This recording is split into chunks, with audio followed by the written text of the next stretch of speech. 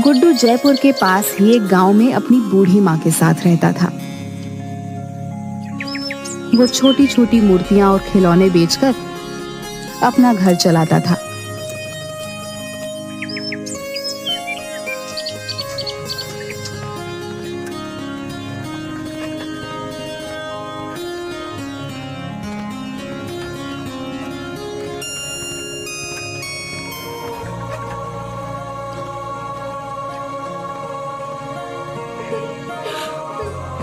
अरे माँ, क्या हुआ? तुम रो क्यों रही हो? बेटा, वो जमींदार आया था। तुम्हारे बाबा ने उससे कुछ 50,000 रुपए कर्जा लिया था।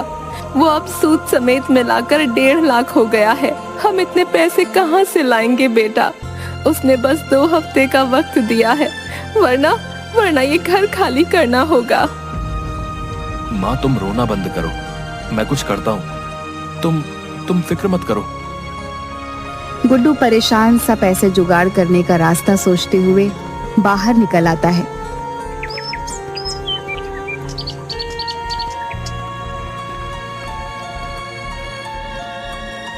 तभी घूमते हुए उसकी नजर एक बड़े से पोस्टर पर पड़ती है। 10 दिन बाद जयपुर शहर में मूर्तियों का एक एग्जीबिशन होने वाला था। उसे एक उम्मीद की किरण नजर आई।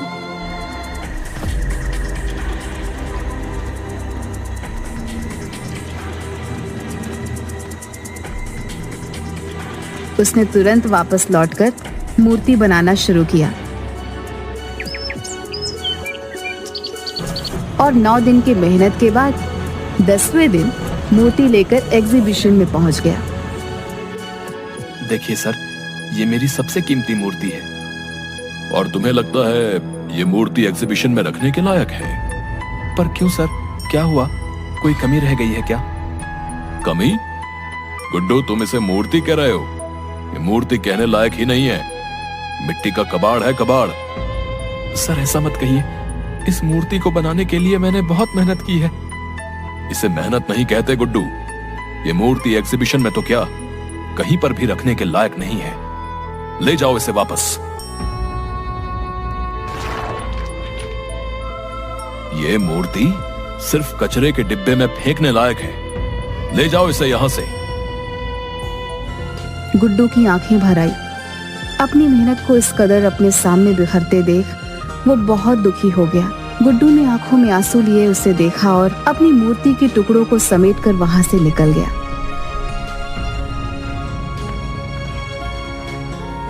उसके जाने के बाद करण शिंदे खुद से ही बात करने लगता है। सपने हैसियत देखकर पूरे किए जाते हैं, और तुम्हारी इतनी हैसियत नहीं कि तुम इस एग्जीबिशन में अपनी मूर्ति रखो, समझे?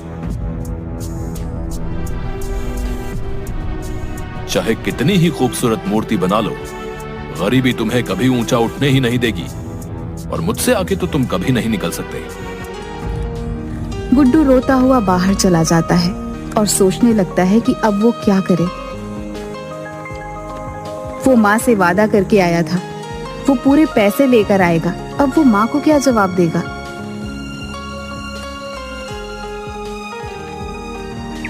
कोई फायदा नहीं हुआ इतनी मेहनत करने का, सब बर्बाद हो गया। मेरी महीनों की मेहनत बिखर गई। वो उस टूटी हुई मूर्ति को गुस्से से वहीं पर फेंक देता है और वहां से आगे बढ़ जाता है। पर कुछ दूर जाने के बाद ही वो वापस पलट कर देखता है। उसे अपनी मूर्ति से बहुत प्यार है, जैसे उसका ही हिस्सा हो। वो ऐसे कैसे उसे फेंक सकता है? चाहे जो भी हो, चाहे मैं कितनी ही बार असफल रहूं, पर मेरी मूर्तियां मैं नहीं फेंक सकता। एक दिन यही मुझे कामयाब बनाएंगी। हाँ। गुड्डू ऐसे ही उस मूर्ति को लेकर वहां से निकल जाता है। शाम हो चुकी थी। वो दूसरे शहर से यहाँ आया होता है, इसलिए फिलहाल उसके पास रहने का कोई ठिकाना नहीं होता।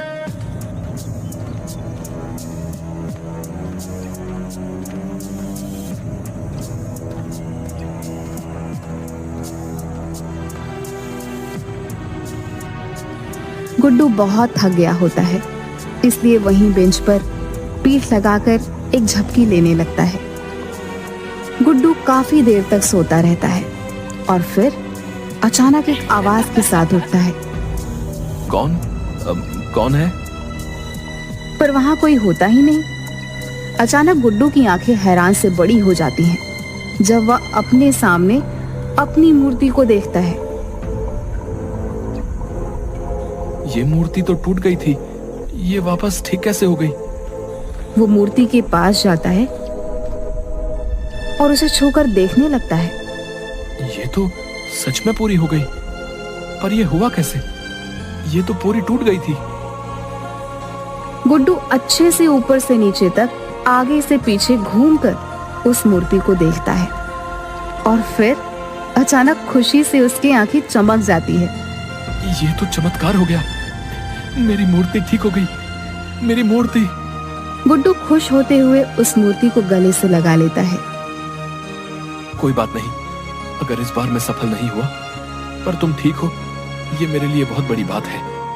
वैसे भी शहर में मैं किसी को नहीं जानता, तो आज यहाँ रुक जाता हूँ, सुबह होते ही चला जाऊंगा। गुड्डू उस मूर्ति को एक पेड़ के नीचे खड़ा करके एक दुकान पर कुछ खाने के लिए लेने चला जाता है और थोड़ी देर बाद जब वो वापस आता है तो हैरान रह जाता है। मेरी मूर्ति कहाँ गई? यही तो थी मेरी मूर्ति, मेरी मूर्ति। गुड्डू वहीं खाने का सामान रख आसपास मूर्ति को ढूंढने लगता है और आसपास देखते हुए उसकी नजर पार्क के गेट पर चली जाती है, जहां मूर्ति के पास एक औरत खड़ी होती है जो ध्यान से मूर्ति को देख रही होती है।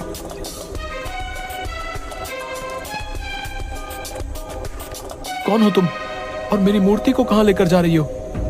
ये आपकी मूर्ति है? हाँ, ये मेरी मूर्ति है और तुम इसे चुरा कर ले जा रही थी। नहीं नहीं, मैं तो यहाँ से गुजर रही थी और इस मूर्ति को यहाँ देखा तो बस रुक गई। मेरा नाम मधु है। झूठ ऐसा बोलो जो पकड़ा ना जाए। ये मूर्ति मैंने पेड़ के नीचे रखी थी। पर मैंने तो इसे यहीं देखा, ये यहीं पर थी। गुड्डू उसे घूरने लगता है। भला मूर्ति खुद तो चलकर आई नहीं है, कोई इसे यहाँ लाया ही होगा ना? मुझे नहीं पता, पर आपकी ये मूर्ति बेहद खूबसूरत है।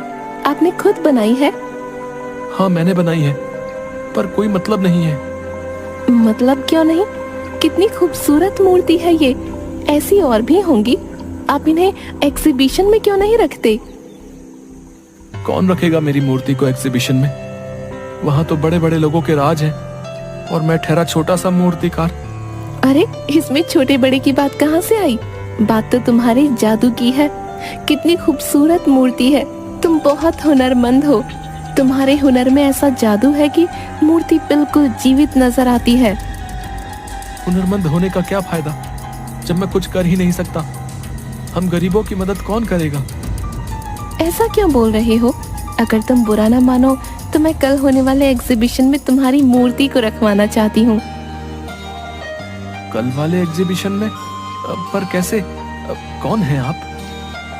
मधु ने उस मूर्ति को देखा और कुछ सोचने लगी। मैं एक मूर्तिकार हूँ। सिर्फ मूर्ति ही नहीं बनाती, बल्कि उनकी भावनाओं को भी समझती हूँ। और कल ये मूर्ति एग्जीबिशन में जरूर रखी जाएगी।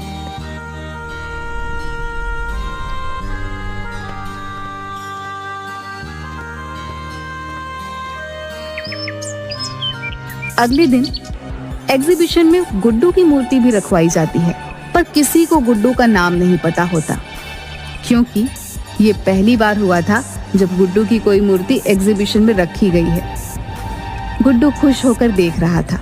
सबसे ज्यादा भीड़ उसकी मूर्ति के सामने होती है और ये सब देखकर उसे बेहद खुशी होती है। करण शिंदे ये सब देखकर उसके पास आता है।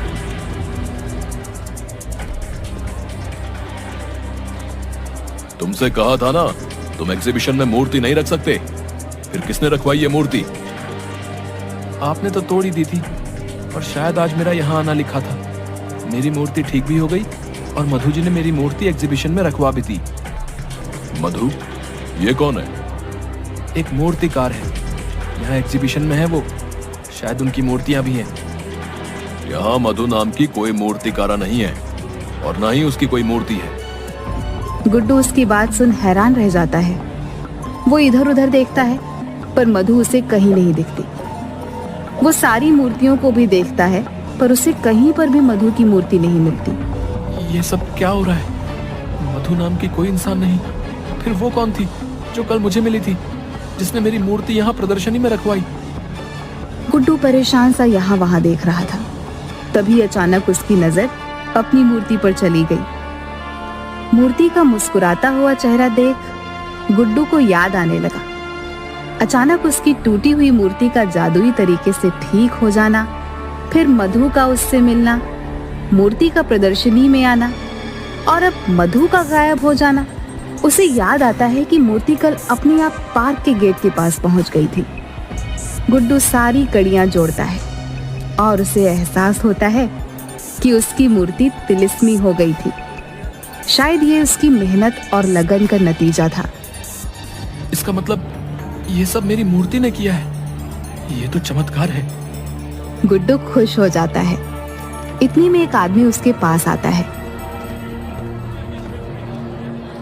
सुनिए, मेरा नाम यश पाटिल है। मुझे आपकी मूर्ति बेहद पसंद आई है। माफ कीजिएगा, ये मूर्ति बेचने के लिए नहीं है। ओह, तो क्या आप मेरे लिए ऐसी ही कोई खूबसूरत मूर्ति बना देंगे? हैं? मेरी पत्नी को मूर्तियों का बहुत शौक है जी।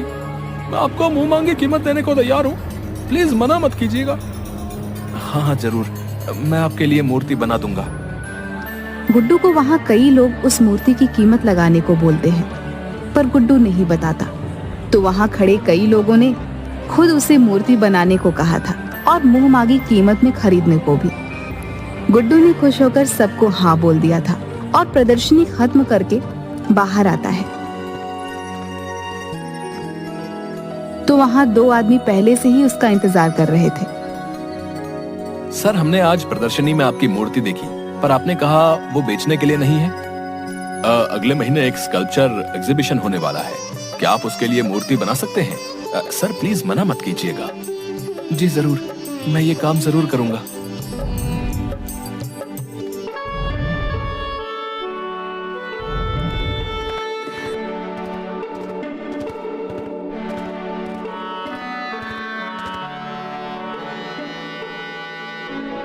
उसे यकीन हो गया था कि ये सब उसकी मूर्ति ने किया है।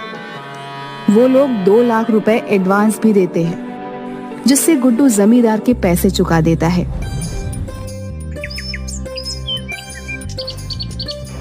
गुड्डू की बनाई मूर्ति इस एग्जीबिशन में सबसे महंगी बिकी और गुड्डू जानता था इस कामयाबी में उसकी जादुई तिलिस्मी मूर्ति का हाथ है, जिसकी वजह से वह इतना आगे बढ़ पाया है। उसने आज तक उस मूर्ति को कभी किसी को नहीं बेचा, चाहे किसी ने उसे करोड़ रुपए ही ऑफर क्यों न किए हों।